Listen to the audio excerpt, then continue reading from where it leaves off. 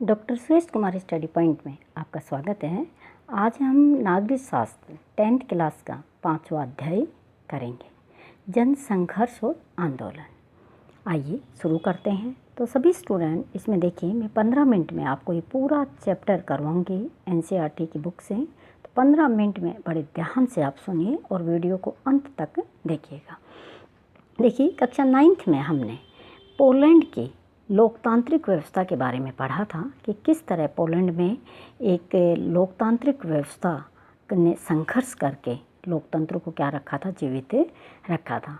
अब हम देखिए ये पढ़ने जा रहे हैं कि किस तरीके से नेपाल के अंदर और बोल्विया के अंदर, नेपाल और बोल्विया के अंदर किस तरीके से क्या है जनसंघर्ष होता है। आपको पोलैंड के लोकतंत्र की जीत की कथा कुछ याद होगी कि किस तरीके से पोलैंड में लोकतंत्र की रचना में जनता की भूमिका को बहुत दिनों तक क्या किया गया, याद किया गया था। इसी तरह की दो हालिया ही घटनाओं के बारे में अब हम क्या करेंगे, इस चैप्टर में अध्ययन करेंगे। और इसमें अध्ययन करके हम ये जानेंगे कि किस तरीके से यहाँ पे ये घटनाएं होती है और लोकतंत्र क्या होता है, मजबूत होता है। तो देखिए, हम थोड़ा सा इतिहास क्या करते हैं। नेपाल में लोकतंत्र का आंदोलन सन 2006 में अप्रैल के माह में नेपाल में एक विलक्षण जन आंदोलन उठ खड़ा हुआ था। और शायद आपको याद हो कि नेपाल लोकतंत्र की तीसरी लहर के देशों में एक है, जहां लोकतंत्र 1990 के दशक में कायम हुआ। नेपाल के राजा औपचारिक रूप से राज्य को क्या करना चाहते थे, अपने अधिकार में रखना चाहते थे। नेपाल का राजा वीरेंद्र ने एक संवैधानिक राजतंत्र को क्या कर लिया, स्वीकार कर लिया था। और लेकिन उस खानदान की कुछ रहस्यमय परिस्थितियों में पूरे खानदान की मौत हो जाती है। उसके बाद नया राजा ज्ञानेंद्र लोकतंत्र शासन को क्या करता है, संभालता है। और राजा ज्ञानेंद्र को किसी भी तरीके से लोकतंत्र पसंद नहीं था और उसने 2005 में फरवरी में ज्ञानेंद्र ने प्रधानमंत्री को उसके पद से हटा दिया और सारी की सारी शक्तियों को अपने हाथ में ले लिया और विधायिका को, संसद को क्या कर दिया, भंग कर दिया। तो ये तो लाजमी है कि जब लोकतंत्र होता है वहाँ पे अगर उनके अधिकारों को छीना जाता है तो क्या किया जाता है, बड़ा आंदोलन होता है। ये बड़ा आंदोलन होता है। ये आप देख रहे हैं कि लोकतंत्र में एक जन संघर्ष आंदोलन हुआ। 3.5 लाख के करीब लोग उसमें इकट्ठे हुए। संसद की सभी राजनीतिक पार्टियां, जिसमें 7 पार्टी अलायंस, 7 दलीय गठबंधन भी शामिल है, बनाया गया। और नेपाल की राजधानी काठमांडू में 4 दिनों के बाद उन्होंने आह्वान किया और अनियमित क्या कर दिया गया, पूर्ण रूप से हड़ताल कर दी गई। अनिश्चितकालीन कर्फ्यू लगा दिया। ये नज़ारा देख के हमें पता चलता है कि किस तरह नेपाल में एक स्पष्ट लोकतंत्र को कायम करने के लिए क्या किया गया था, संघर्ष किया गया था। माओवादी जो थे उन्होंने भी इसमें भाग लिया और कर्फ्यू को तोड़कर लोग क्या हो गए, सड़कों पर आ गए। 21 अप्रैल के दिन आंदोलनकारियों ने बड़ी संख्या में 3.5 लाख तक जब संख्या पहुंच गई तो उन्होंने राजा को क्या दे दिया, अल्टीमेटम दे दिया। राजा ने क्या कि आधे अधूरे मन से इस चीज़ में क्या की, थोड़ी सी रियायत दी। और संसद, लेकिन जनता थी वो संसद की बहाली के लिए क्या करती रही, मजबूत से खड़ी रही। 24 अप्रैल 2006 को अल्टीमेटम का अंतिम दिन था। इस दिन राजा ने तीनों मांगों को मानने के लिए क्या किया, बाध्य होना पड़ा।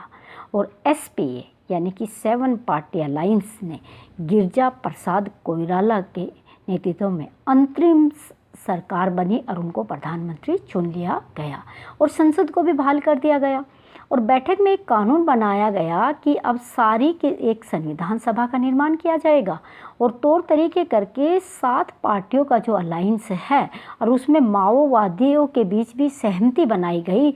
और 2008 में राजतंत्र को क्या कर दिया गया, पूर्ण रूप से ख़त्म कर दिया गया और नेपाल में एक संघीय लोकतंत्र गणराज्य की स्थापना कर दी गई थी।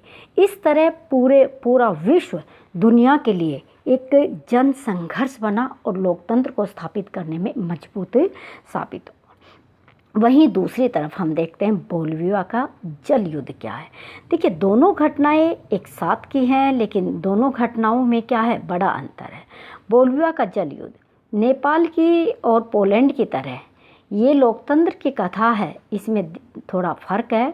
बोलिविया में पानी के निजीकरण के खिलाफ क्या हुआ था, सरकार के खिलाफ क्या किया था, लोगों ने युद्ध किया था। क्या था, लोकतंत्र को जीवित रखने के लिए जनसंघर्ष का अंदरूनी रिश्ता है। जीवित रखने के लिए संघर्ष होना जरूरी है। बोलिविया लातीन अमेरिका का एक छोटा सा गरीब देश है। विश्व बैंक ने यहाँ की सरकार में नगर पालिका द्वारा की जा रही जलापूर्ति पर अपना नियंत्रण छोड़ने के लिए दबाव डाला। सरकार ने कोचबम्बा बोलिविया में एक शहर है और वहाँ पे एक विश्वविद्यालय है। उस विद्यालय के छात्र इस आंदोलन में बड़ा योगदान देते हैं। इस शहर में जलापूर्ति का अधिकार पूरा का पूरा बहुराष्ट्रीय कंपनियों को बेच दिया। बहुराष्ट्रीय कंपनियों ने पानी की सप्लाई करना शुरू कर दिया और बहुत ही मनमर्जी से लोगों से क्या करने लगी, कीमत वसूलने लगी। लोगों की मासिक आमदनी 5,000 रुपये और बिजली का बिल 1,000 रुपये आने लगा। तो यहाँ पर लोगों ने क्या कर दिया, आंदोलन कर दिया। सन 2000 की जनवरी में श्रमिकों, मानवाधिकारों, कार्यकर्ताओं, सामुदायिक के नेताओं के बीच एक गठबंधन सा बन गया और सब ने मिलकर क्या किया, उनके विरुद्ध आंदोलन किया। अंत में कंपनी को वहाँ से निजी कंपनी को छोड़कर भागना पड़ा और दोबारा से नगर पालिका को क्या किया गया, ये पानी सप्लाई का अधिकार दिया गया। इस तरीके से लोकतांत्रिक सरकार को जनता की बात मानने के लिए क्या होना पड़ा, बाध्य होना पड़ा। अब इन दोनों ही कहानियों में हम अंतर देखते हैं, तो वो क्या है कि किस तरीके से, देखिए, लोकतंत्र की स्थापना के लिए भी ज़रूरी है जनसंघर्ष, और लोकतंत्र को कायम रखने के लिए भी जनसंघर्ष जरूरी है। लोकतंत्र और जनसंघर्ष में बहुत गहरा नाता है। क्यों? क्योंकि जब तक लोगों को जनसंघर्ष का अधिकार नहीं दिया जाएगा, लोकतंत्र जीवित नहीं रह सकता। लोकतंत्र के जीवित रहने के लिए जनसंघर्ष का होना क्या है, बहुत ज़्यादा ज़रूरी है। इन सब के बावजूद दोनों ही कथाओं में कुछ अंतर है कि एक लोकतंत्र के भविष्य के लिए प्रासंगिक है, एक लोकतंत्र के अतीत के लिए क्या है, प्रासंगिक है। क्योंकि ये दोनों घटनाएं हैं जो लोकतंत्र के संघर्ष के उदाहरण प्रस्तुत करती है। एक हमारे लोकतंत्र का अतीत का दिखाती है, एक लोकतंत्र के भविष्य को क्या करती है, दिखाती है। अभिव्यक्ति ने विवादों को उसके परिणाम तक भी पहुंचाती है, और इसके साथ साथ हम ये भी देखते हैं कि दोनों ही घटनाओं का राजनीतिक संगठनों की भूमिका क्या होती है, इसमें निर्णायक रही है। लोकतंत्र का जनसंघर्ष के जरिए विकास होता है, क्योंकि जब तक जनसंघर्ष नहीं होगा लोकतंत्र में विकास नहीं होगा। तो जनसंघर्ष का होना जरूरी होता है। लोकतांत्रिक संघर्ष का समाधान जनता की व्यापक लामबंदी के जरिए किया जाता है। जब पूरी जनता लामबंद होती है तो लोकतंत्र में क्या किया जाता है, काम किया जाता है, और जनता की बात को क्या किया जाता है, स्वीकार किया जाता है। इसी का एक उदाहरण देखिए, मैं अभी आपके सामने एक्सप्लेन करती हूँ। दक्षिण भारत में कर्नाटक ने क्या किया, पल्प वुड लिमिटेड नाम की एक कंपनी बनाई थी, और इस कंपनी को लगभग 30,000 हेक्टेयर ज़मीन पर 40 साल के लिए क्या कर दिया, मुफ्त में ज़मीन दे दी। और वो ज़मीन वहाँ पशु चराने के लिए किसानों के काम आती थी। कंपनी की इस ज़मीन में यूकेलिप्टस पेड़ लगाए जाते थे, और इन पेड़ों का इस्तेमाल कागज़ बनाने की लुगदी तैयार करने के लिए किया जाता था। सन 1987 में, ये बड़ा इंपॉर्टेंट क्वेश्चन है, हर बार एग्जाम में रिपीट होता है। 1987 में कितिको हिकिस्को अथवा तोड़ो और रोपो नाम का एक आंदोलन चलाया गया, जिसमें अहिंसक प्रतिरोध का रास्ता अपनाया गया, और जो लोगों ने यूकेलिप्टस पेड़ जो तोड़े, उनकी जगह पर ऐसे पेड़ लगाए जो लोगों के लिए फ़ायदेमंद थे। तो ये आंदोलन भी हमें ज़रूर ध्यान रखना। लामबंद और संगठन क्या है? देखिए, जब हम किसी चीज़ के विरुद्ध खड़े हो जाते हैं, जब हम किसी चीज़ के विरुद्ध खड़े हो जाते हैं और बड़ी सख्ती से हम लोग क्या करते हैं, उसका विरोध करते हैं और ज़्यादा मात्रा में हर तरह के लोग साथ चलते हैं, तो वो एक आंदोलन का रूप ले लेते हैं। तो उसको हम क्या कहते हैं? लामबंद आंदोलन कहते हैं। अब इसी संघर्ष में नेपाली कम्युनिस्ट पार्टी जो है, जिसको माओवादी के नाम लेते हैं, उन्होंने भी भाग लिया। संसदीय लोकतंत्र पर विश्वास नहीं करती ये पार्टी, लेकिन फिर भी इसने क्या किया? राजतंत्र को उखाड़ने के लिए उनके साथ अपने क्या की? हिस्सेदारी की, उसको कंट्रोल करने में भूमिका अदा की। नेपाल में जनसंघर्ष के राजनीतिक जो दल के अलावा अनेक और भी संगठन शामिल हुए थे, जिसमें मजदूर भी थे, अनेक परिसंघ भी थे, आंदोलनकारी भी थे, मूलवासी भी थे, संगठन भी थे, वकील, अध्यापक, मानवाधिकार कार्यकर्ता, ये सारे लोग उसमें शामिल थे। और जहाँ पे बोलिविया में पानी के निजीकरण के खिलाफ थे, बोलिविया में, वहाँ पे जो आंदोलन चला था उसमें ध्यान दीजिए, फेडिकोर नाम का एक क्या था? संगठन का। वहाँ पर भी बहुत सारे समूह के लोग शामिल थे, लेकिन मूल रूप से फेडिकोर था वो संगठन इसमें शामिल था। फेडिकोर को समझना जरूरी है। फेडिकोर में क्या शामिल था, कौन कौन शामिल थे? देखिए, फेडिकोर में था, इस संगठन में इंजीनियर, पर्यावरणविद समेत स्थानीय कामकाजी लोग क्या थे? इसमें शामिल थे। किसानों के संघ भी थे, कारखाना मजदूर भी शामिल थे, कोचबा विश्वविद्यालय के छात्र, शहर के सभी लोग, आबादी के लोग इसमें शामिल थे। सोशलिस्ट पार्टी ने इसका समर्थन किया और 2006 में बोलिविया में सोशलिस्ट पार्टी ही सत्ता में आई थी। तो ये एक राजनीतिक दल था जो साथ देता है और बाद में क्या करता है? सत्ता में आ जाता है। इसी तरह के हमारे इस बुक में देखिए अनेक उदाहरण भरे पड़े हैं कि किस तरह से प्रत्यक्ष अप्रत्यक्ष रूप से कुछ संगठन इसमें भाग लेते हैं, फिर वो राजनीति के लिए भी नागरिकों की इच्छा के अनुसार काम करते हैं, फिर वो राजनीति में अपनी भागीदारी को क्या करते हैं? अदा करते हैं। राजनीति में अपनी भागीदारी को में क्या करते हैं? शामिल हो जाते हैं। कुछ देखिए इसमें दबाव समूह और आंदोलन भी होते हैं। कुछ क्या करते हैं? दबाव समूह और आंदोलन का सहारा लेते हैं। और ये सारी चीज़ें मास मीडिया जो इकट्ठा होता है, उनकी सारी खबरों को क्या किया जाता है? वहाँ पे इकट्ठा किया जाता है। लेकिन जो भी अभी तक हमने चर्चाएं की है, उसे संगठन नहीं कह सकते। नेपाल में इस जनसंघर्ष को लोकतंत्र के लिए दूसरे आंदोलन कहा जाता है, दूसरे तरह का आंदोलन कहा जाता है। जन आंदोलन शब्द व्यवहार में सुनने को मिलता है, जैसे नर्मदा बचाओ आंदोलन, सूचना के अधिकार का आंदोलन, शराब विरोधी आंदोलन, महिला आंदोलन, पर्यावरण आंदोलन, दबाव समूह के समान आंदोलन। इस तरह के बहुत सारे आंदोलन समय समय पर क्या होते रहते हैं? यहाँ पे चलते रहते हैं। विशेष वर्ग के हित समूह के आंदोलन। अब विशेष वर्ग के, देखिए जहाँ पे जनता का हक नहीं होता, एक वर्ग का हित होता है। हित समूह अमूमन समाज के किसी खास समूह से संबंधित होता है, जैसे एक डॉक्टर, वकील, शिक्षक, मजदूर, किसी एक वर्ग से संबंधित क्या होता है? वो अपने बात को मनवाने के लिए आंदोलन करते हैं, तो उसको हम क्या कहते हैं? हित समूह कहते हैं। मसलन वो अपने ही काम को करवाते हैं और उसके बाद अपने दायरे को क्या करते हैं? बदल लेते हैं। जिसका मैं एक आपको अभी एक एग्जाम्पल इस बुक्स के द्वारा बताऊंगी। देखिए बामसेफ ये बहुत इम्पोर्टेंट है और 10th क्लास के हर क्वेश्चन में पूछा जाता है। ये बामसेफ इसी तरह का था। ये उदाहरण देखिए, ये backward and minority communities employees federation है, बामसेफ का पूरा नाम है। और इसमें मुख्यतः सरकारी कर्मचारियों के संगठन के लोग इसमें क्या है? शामिल है। और वो क्या करते हैं? अपनी बात को मनवाने के लिए इसी तरह का क्या करते हैं? विरोध करते हैं।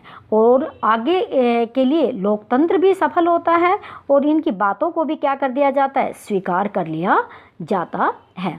आंदोलन और समूह क्या होता है? अब देखिए, कोई भी दबाव समूह होता है समान आंदोलन की तरह ही दबाव समूह एक बनते हैं। पहले दबाव समूह बनते हैं, वो सरकार पर दबाव डालते हैं, फिर वो आंदोलन का रूप लेते हैं। इसी तरह नेपाल के अंदर भी क्या हुआ था, लोकतंत्र के लिए एक आंदोलन खड़ा हुआ। फिर उसमें विशिष्ट उद्देश्य था कि राजा को अपने आदेशों को वापस लेने के लिए बाध्य किया जाए और आदेशों के द्वारा राजा से क्या करवा दिया जाए, लोकतंत्र समाप्त करवा दिया जाए। इसी तरह दबाव डाला जाता है कि भारत में नर्मदा बचाओ आंदोलन में क्या है, आंदोलन को व्यापक रूप धारण किया गया और बांधों के विकास का जो मॉडल है उस पर सवाल उठाए जाते हैं। बड़े बांधों की अनिवार्यता साबित किया जाता है। जैसे आंदोलन का नेतृत्व स्पष्ट है कि जो भी संगठन है उसे आंदोलन बहुत थोड़े समय तक ही क्या होता है, वो सक्रिय रह पाता है। एक समय के बाद वो आंदोलन क्या होता है, ख़त्म हो जाता है। इसी तरह सामाजिक आंदोलन दबाव समूह नागरिकों के कई तरह लामबंद करने की कोशिश करते हैं। इस कोलाज में कुछ ऐसे भी तरीके दिखाए जाते हैं कि जो काम नहीं करने चाहिए वो भी इस आंदोलनों में क्या कर लिए जाते हैं, शामिल कर लिए जाते हैं। तो इस तरह क्या है कि अलग अलग तरीके से जो नीतियाँ बनाई जाती है पर्यावरण के लिए, लोकतंत्र के लिए, आंदोलन के लिए, ये लोग क्या होते हैं, शामिल कर लिए जाते हैं।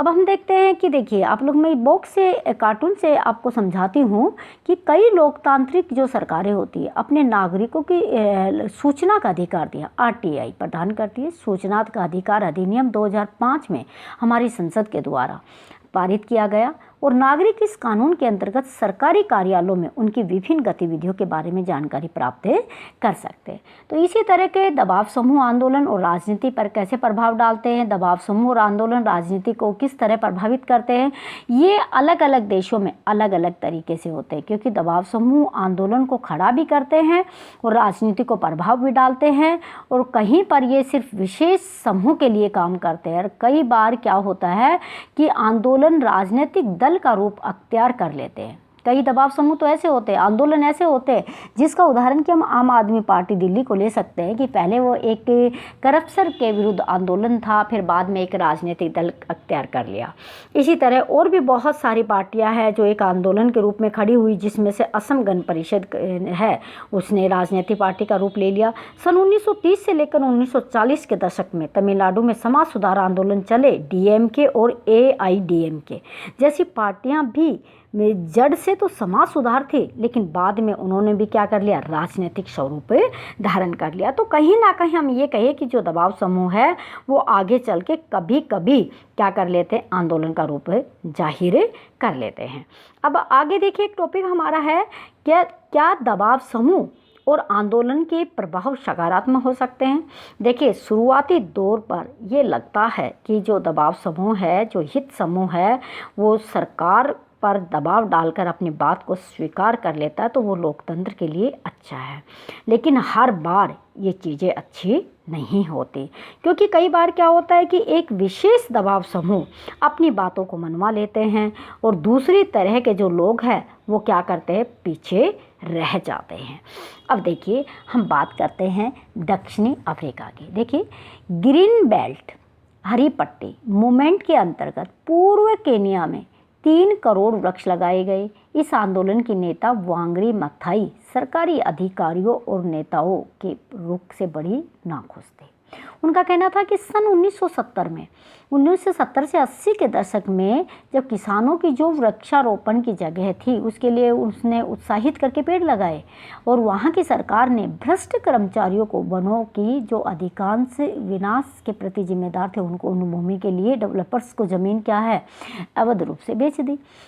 1990 के दशक में राष्ट्रपति डेनियल अरेप मोई ने सरकार के कुछ तत्वों से जातीय समुदायों की जमीन के सवाल पर आपस में लड़वा दिया और रिफ्ट वैली के अनेक केन्या वासियों ने आजीविका और अधिकार के लिए वो उसमें जाते रहे। इस तरह से हम देखते हैं कि वांगाई मैथाई ये उन्हें केन्या के अंदर पर्यावरण के लिए सरकार से लड़ी। तो यहाँ पर हम ये देखते हैं कि लोकतंत्र और सामाजिक आंदोलन का इनका आपस में भी घनिष्ठ क्या होता है, संबंध होता है। एक दूसरे के प्रति जो इनका रवैया होता है वो कुछ इस तरह का रवैया होता है।